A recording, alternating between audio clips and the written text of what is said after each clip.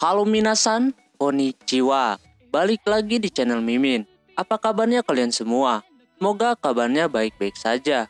Di video kali ini, Mimin bakalan nerusin alur cerita anime yang berjudul Mob Psycho 100. Buat kalian yang belum nonton video sebelumnya, disarankan untuk menonton terlebih dahulu. Linknya ada di deskripsi video ini. Oke, tanpa berlama-lama lagi langsung saja ke video intinya. Audio Jungle. Film dilanjutkan. Teru merasa kaget kalau ada orang yang memiliki kekuatan seperti dia. Teru langsung menghajarnya, namun serangannya tidak mempan sama sekali. Teru menjadi lebih waspada kepada si Mob. Mob tidak bisa menggunakan kekuatannya kalau buat melawan manusia, jadi dia memilih buat diam aja. Seperti yang dikatakan gurunya atau si Reigen, Teru langsung mengombang-ambing si Mob kemana-mana, tapi Mob tidak melawan sama sekali. Sampai akhirnya si roh lesung pipi mau ngebantuin, tapi dia langsung mati. Mob tidak percaya kalau lesung pipi bisa dikalahkan, tapi dia sama sekali tidak kecewa dan memilih untuk tenang. Tapi si Teru makin menjadi-jadi dan mengeluarkan kekuatan yang sangat besar.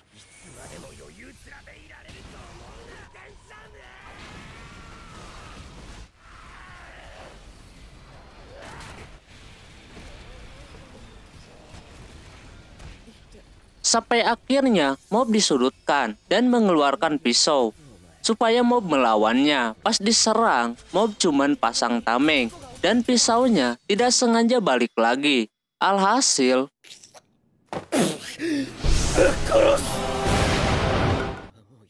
Teru auto sangat marah. Dia merubah dasinya menjadi pedang dan langsung mengeluarkan jurusnya. Dia bersikeras supaya Mob memakai kekuatan psikisnya itu. Terus Mob memberikan ceramahan kepada Teru, tapi Teru malah tambah kesal dan menyerang si Mob tanpa menggunakan kekuatan psikis. Dia mencekiknya. Teru terus memaksa supaya Mob mengeluarkan kekuatan psikisnya. Sampai akhirnya emosi Mob sudah melampaui batas dan Mob pingsan. Pas Teru mau pulang, terjadilah sesuatu dari Mob. Dia berubah menjadi hitam dan langsung menghantamnya. Dalam sekejap, Teru langsung telanjang. Teru senang Mob mau melawannya. Mob menyerap energi si Teru. Alhasil dikeluarkan jurusnya si Mob.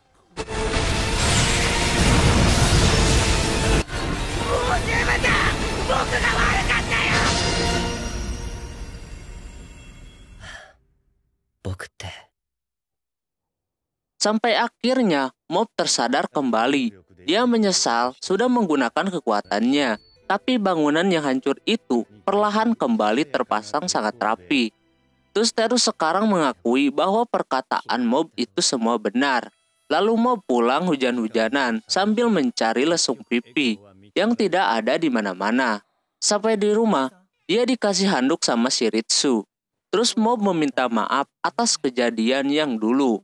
Dia pernah menyakitinya, tapi Ritsu tidak mempermasalahkan itu.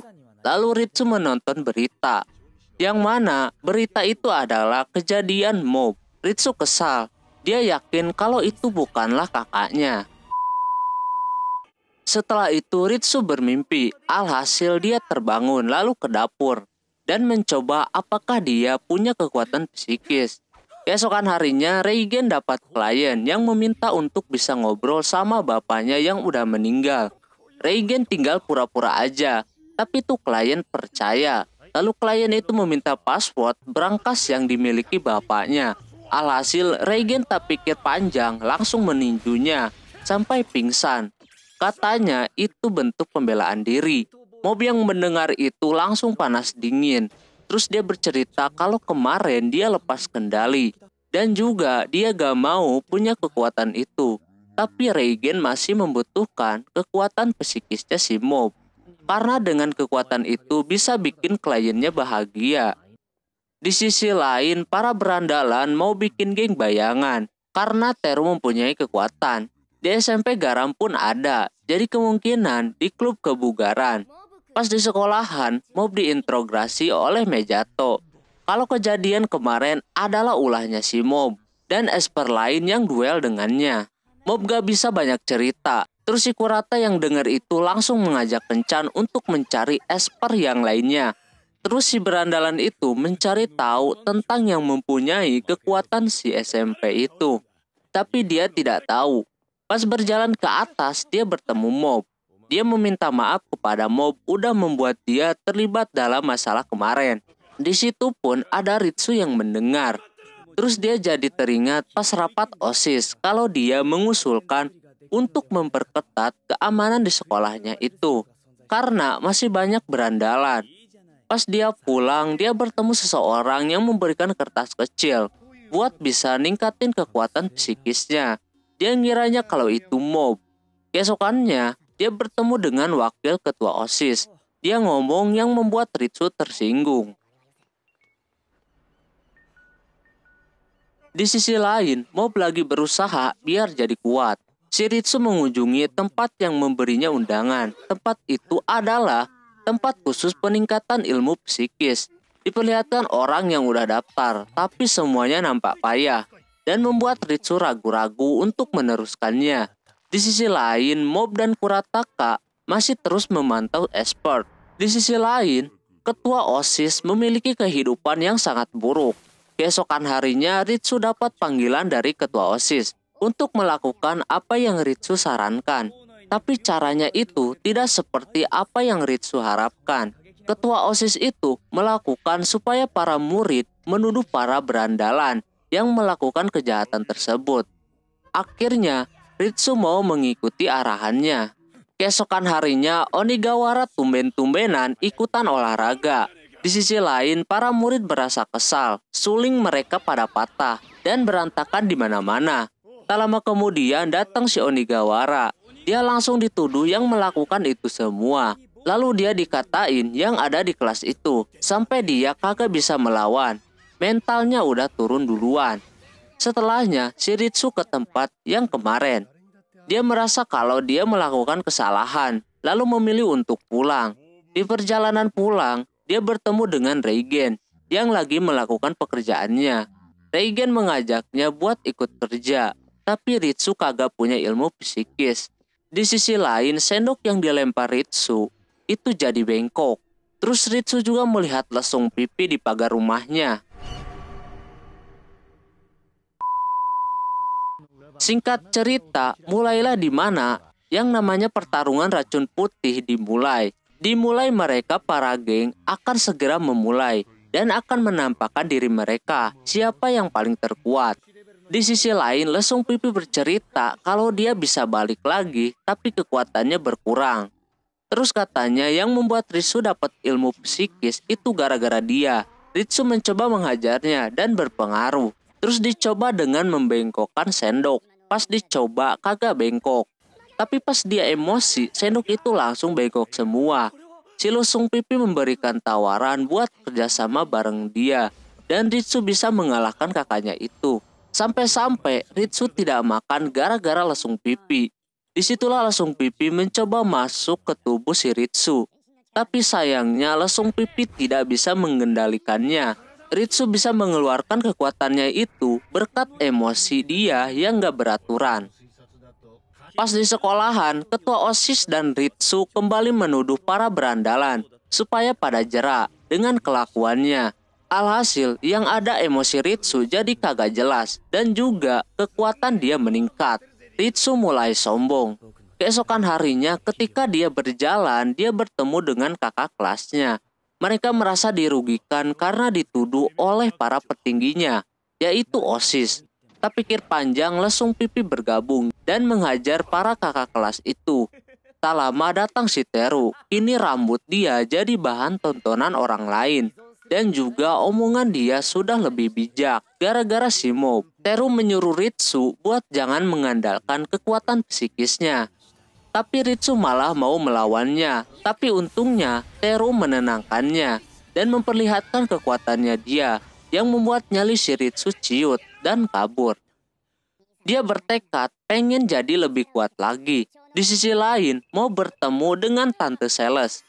Si tante itu menawarkan Gucci yang banyak manfaatnya dan harganya pun gak ada otak. Dia berusaha supaya Mob mau membayarnya sampai akhirnya Gucci itu pecah. dan minta ganti rugi. Tak lama Reigen ke situ. Dia sangat cerdik sampai orang yang di sana tidak bisa melawan perkataannya. Pas mau pulang, Reigen bercerita horor kepada mereka.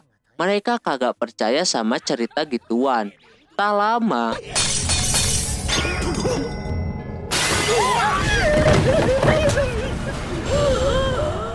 ternyata di situ ada roh yang mengganggu si pedagang itu. Di sisi lain, ketua OSIS dan Ritsu ngobrol. Si Ritsu udah lelah nolongin si ketua OSIS. Melakukan itu karena untuk kepentingannya sendiri. Setelah itu di tempat klub telepati dan kebugaran ada si Onigawara yang nampak udah gak ada tempat di kelasnya. Tak lama datang si Ritsu sama ketua OSIS. Di situ ketua klub kebugaran mengatakan kalau Onigawara kagak salah. Tak lama kemudian ada seseorang di luar yang ternyata itu ketua geng dari selai kacang yang nyari racun putih atau si mob. Si Ritsu langsung menghajarnya. Sampai pulang sekolah, si ketua OSIS malah jadi sasarannya. Sampai-sampai dia bonyok dan meminta Ritsu menghentikannya. Itu udah setimpal dengan apa yang dia perbuat. Sampai akhirnya si ketua OSIS kagak mau keluar rumah. Kini sudah hancur berantakan. Ritsu udah makin sombong. Tak lama datang para geng dari berbagai sekolah dan langsung mengepung si Ritsu. Di situ juga ada Teru yang melihatnya dan akan melaporkan kepada mob yang mana Ritsu udah mengaku jadi mob. Di sisi lain, ada orang hitam berjaket yang lagi memantau.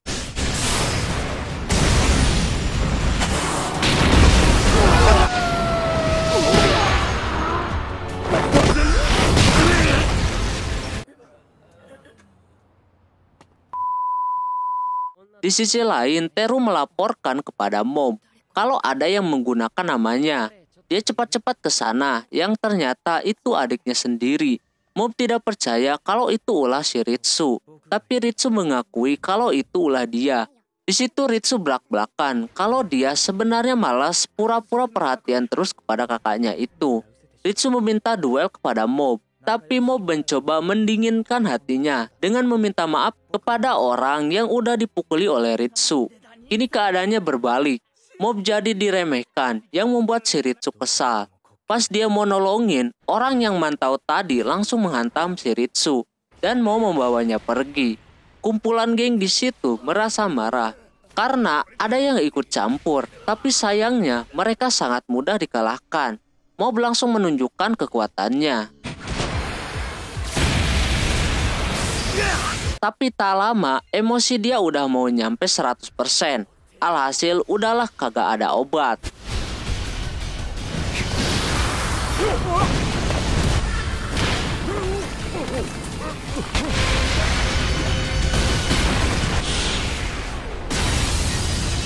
Kirain udah mati, tapi dia masih hidup. Dan masih berusaha buat bisa ngalahin si mob. Si lesung pipi buru-buru buat lapor ke si Teru. Para geng mulai menyadari kalau mob itu adalah racun putih. Karena gagal terus, akhirnya mob disemprot, entah pakai apaan, dan pingsan. Tapi tak lama, mob terbangun kembali. Tapi orang itu keburu membawa si Ritsu. Alhasil mob kagak bisa ngapa-ngapain. Setelah itu datanglah si Teru, dan menyuruh para geng itu untuk menjauh. Di sisi lain, Reigen dapat klien. Klien itu merasa bahunya terasa berat. Reigen auto memberikan garam di bahunya dan sedikit pijatan oleh batu Himalaya. Alhasil anehnya klien puas dengan hasilnya. Tapi tetap aja Reigen masih nunggu kedatangan si mob yang telat. Di sisi lain mob nampak bermimpi tentang Ritsu. Terus dia terbangun dan meminta penjelasan kepada lesung pipi yang tahu semuanya. Ternyata semuanya ada kesalahpahaman. Terus si Teru juga memberitahu kalau ada organisasi yang namanya Sume, di mana organisasi itu memiliki banyak esper. Dan kini mereka mengincar anak-anak sekolahan. Mob udah kagak kuat pengen ke sana bantu adiknya, tapi Teru menghalanginya. Terus mereka berdua ke tempat pembangkit psikis. Di situ banyak orang tergeletak dan ada bosnya. Di situ mereka langsung meminta keterangan apa yang udah terjadi. 何してんの花沢くん。自己紹介。Oke, mungkin segitu dulu untuk video kali ini. Mohon maaf bila ada kesalahan dalam penyebutan nama, tempat, atau yang lainnya. Dan sampai jumpa di video selanjutnya. Jabatan nih, bye-bye.